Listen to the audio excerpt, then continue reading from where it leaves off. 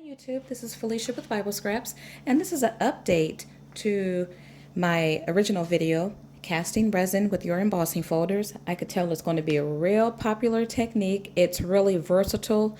There are hundreds of different types of embossing folders out there, and so now with resin, you can customize your own embossed plastic resin sheets. Okay, and so in this video, I'm going to share with you guys a cool coloring technique that you can use when coloring your embossed sheets. And I want to share with you several die cuts that I have made. A viewer asked, okay, so what do you do with these embossed sheets? Well, my favorite usage so far is to take a larger sheet and die cut different shapes out of them. So this is a cute embossed plastic doily. So I took a sheet and used my Sizzix doily die to get this shape here. And the little hearts, I have them here somewhere. I'm keeping those too because now I have little plastic embossed hearts to use as embellishments. So far, I think die cutting these sheets is going to be my favorite usage. So this is the one I showed yesterday, but it was still soft. Now it's hardened. And you know, when you use these embossing folders, I think they give the perfect thickness for embellishments. They're not super thin and it's not bulky thick. And there's some flexibility to this as well. It's nice and durable. I think you guys are going to really love it. And this technique is really easy as well. Now this was that border that I showed, because you can make the cutest lace borders, but you see that one popped. And so though it has durability and flexibility, if you overdo it, and I mean, I kept doing this, it will snap. So just be careful about that. So some other pieces that I made, I die cut out wings. Which way do they go? And I showed you two techniques yesterday. You could either pour your resin inside your folder and leave it open, or you can close it. Well, depending on which technique you use, that will determine how your finished project looks. And I have to say too, some embossing folders work better than others. So you really want to practice. Your finished results will depend on your trial and error. But I use Sizzix dies for this ornament and this tree. But you can also use your thin dies. This was made using Spellbinder's wafer thin dies. So when you die cut out your sheets, you don't want to wait until it has totally hardened because it might crack in the die cutting machine. You want to take it out, how do I describe it? You want to take it out right in that mid stage when it's still pliable, it's still soft, but it's not so soft that you can't handle it. So you guys will figure it out the more you play with it. And these little pieces here, these were the little cutouts from the inside of the doily. What cute embellishments those will make. So for this tutorial, I'm using the amazing casting resin. You can pick this up at Michael's. It's the fast curing resin. It cures in 10 minutes. It's white after it cures. I'm using this one because this one might be more readily available for people since Michael's carry it. I think Hobby Lobby might carry it as well. Joann's don't carry it. And I'm also using these Pearl X powders here. I got these from Joann's. I don't know, or Michael's, years back. They might still carry these. And so check your local craft stores. This is some great stuff to have on hand because you can use that in your rubber stamping as well. Okay, so what I'm going to do, I'm going to add a little bit of the powder into my resin mixture and stir it up. And because this sets really fast, so you don't have a lot of open time, But because it's a little bit cooler today, I've noticed, well, it's fall. Though it's still kind of warm here, it still warms pretty fast, but not as fast as during the summer. So what I'm going to do is fill it warm. I don't want to pour it too fast, but I'm going to go ahead. This is a snowflake border or embossing folder by Anna Griffin. And I'm going to spread this out. Now what you can do too, if you've over poured, just go ahead and do that to try to save on the resin. And I'm working on a non stick mat, but you want to spread it, and you will have spillover, so don't worry about wasting the resin, because the piece you're going to get is going to be gorgeous. You're going to love it. It's going to be so worth it. But as you can see, I poured some of the leftover on this one, and so that's a good way to minimize waste. And I'm going to go for a full sheet, so I'm going to try to cover the whole embossing folder.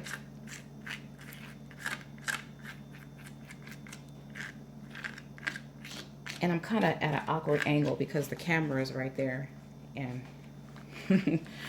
you guys saw how bent over I was. You might laugh.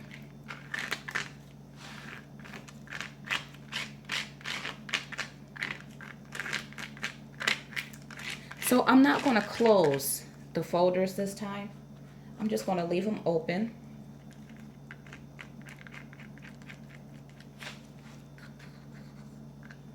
I actually have enough to use a border, but I'm going to do something different on this one too. I'm going to pour resin on this side and see what happens. Whoa, but it's getting hard. You see that?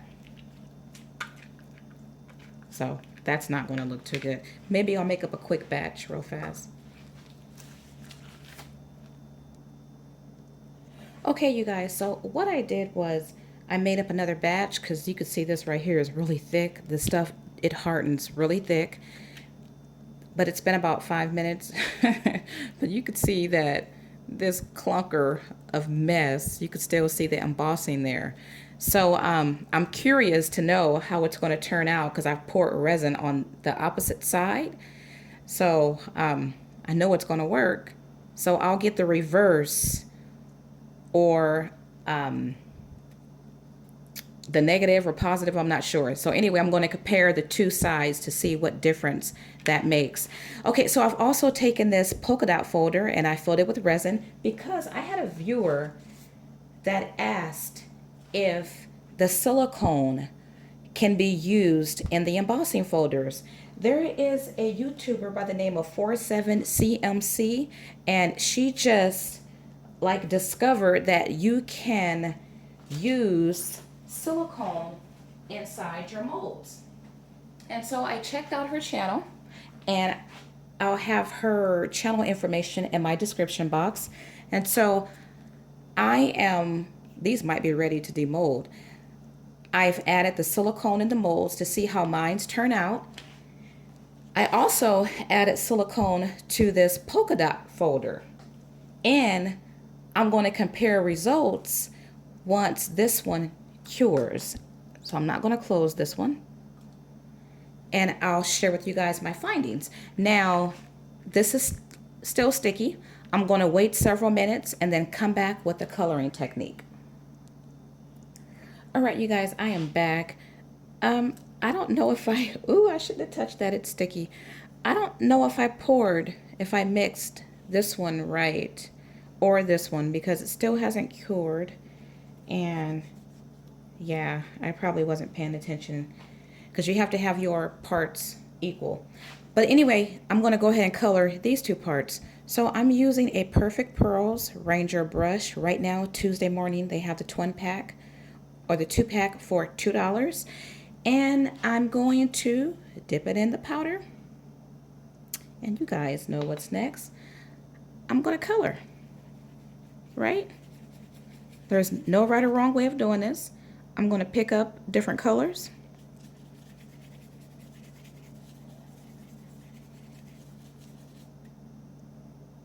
So I'm using a bronze and gold.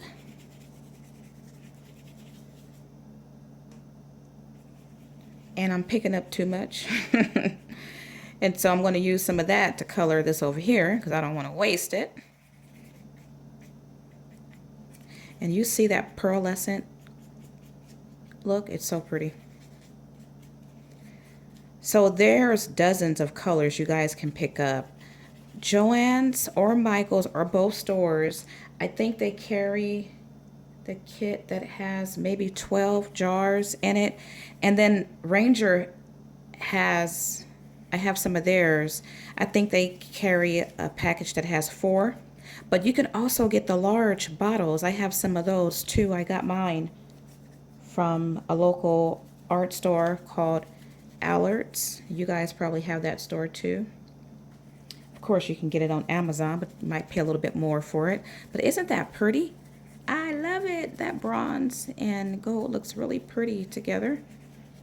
Okay, and so you want to color it while it's still curing, but of course not while it's sticky. I have colored the resin while it's dry, but it doesn't, the color doesn't stick as well. So I'm not even sure if this is ready for me to pull up. Darn it, and I'm not sure what happened here. I've never had that happen where I didn't pour my parts right and it didn't cure. I'm not looking forward to that because it's really sticky. Okay.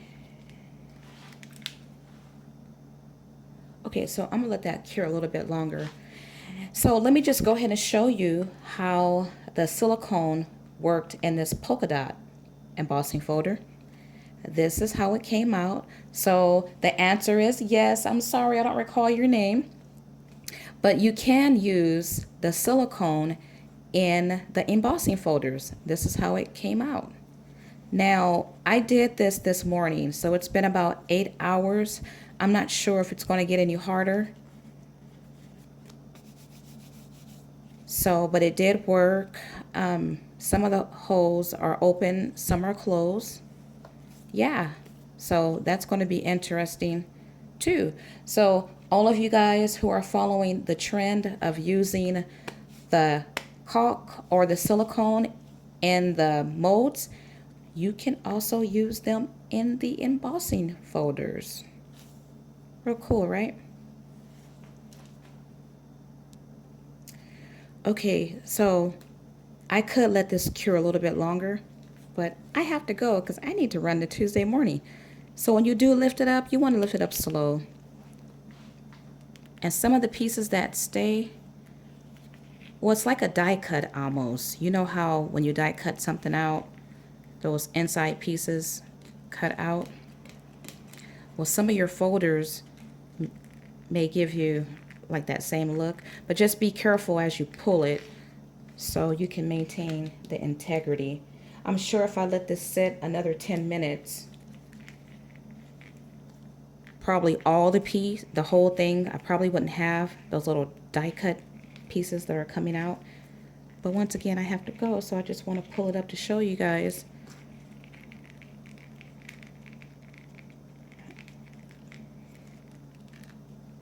Okay, so this could have looked a lot better. You see right there, it did very well. But up here, because I'm unmolding too quickly, it looks kind of rugged. But I still like this. I love the color. That is gorgeous. I have noticed when I use the Amazing, it's hard to color this. The powders work, but you have to use the right amount if you really want to tint it. But when you put the powder on this way, you really do it, you really get nice coverage. And what I wanted to do in this video was show you another coloring technique, but I'll just walk you through that one. What you could also do is you could take your brush and your powder and you could add color directly on the folder. You could do this with your molds as well. In my next tutorial, I'll show you guys how this comes out looking. And you know what? You could probably even add powder and then add your paper. I'm gonna do that and see how that works. If I add the powder and put the paper and then emboss. But this will look gorgeous once I add my resin down. Okay, so once again, this is this one. Oh, did I show you guys? You know what? I probably should have did that. I just realized I did this backwards. I colored the back part when, oh my goodness, it's this part we want to see, right? I'm a dodo. I call my husband Ding Dong. So this is the embossed side. So what you would want to do, yeah, you would want to color, add the powder to your embossing plate. That way, the front side, which is the right side, will be colored. And then you can have the back side colored as well. I'm so, wow. Okay, so I'm peeling back this one. And you know what?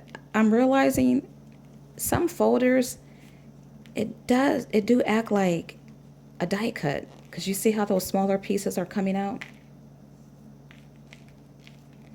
You may or may not like that. And that depends on the folders that you use, the technique that you use, and your trial and error. Because achieving the look that you want will require that you practice and play around. But that's the embossed side there. If I wanted to, I could take my brush and color this. See, it colors just fine because it's not totally hardened yet. But that color is gorgeous. A perfect color if you're working with a leaf embossing folder.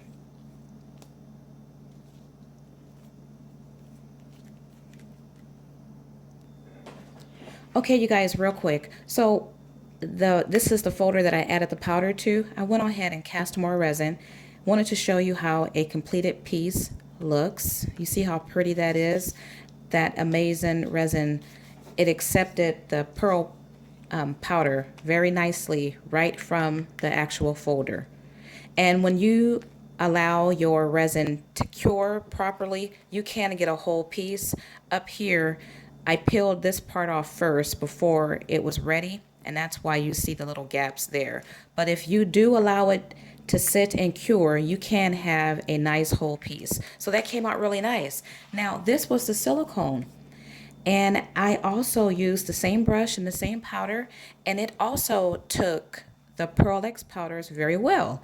So I'm going to come back with a separate video just on a comparison of the silicone and the resin. But I need to wait until this cures more. I don't know if it's going to get hard. And so it's been about 8 hours. And this has been about a half an hour. I know this one will get harder. So I'll come back with that comparison video. And by the way, this is the silicone that I used here. I picked this up from Walmart. And once again, the resin that I use is the amazing casting resin in the purple box you can pick up at Michael's. Well, thank you guys for watching, and do have a blessed day.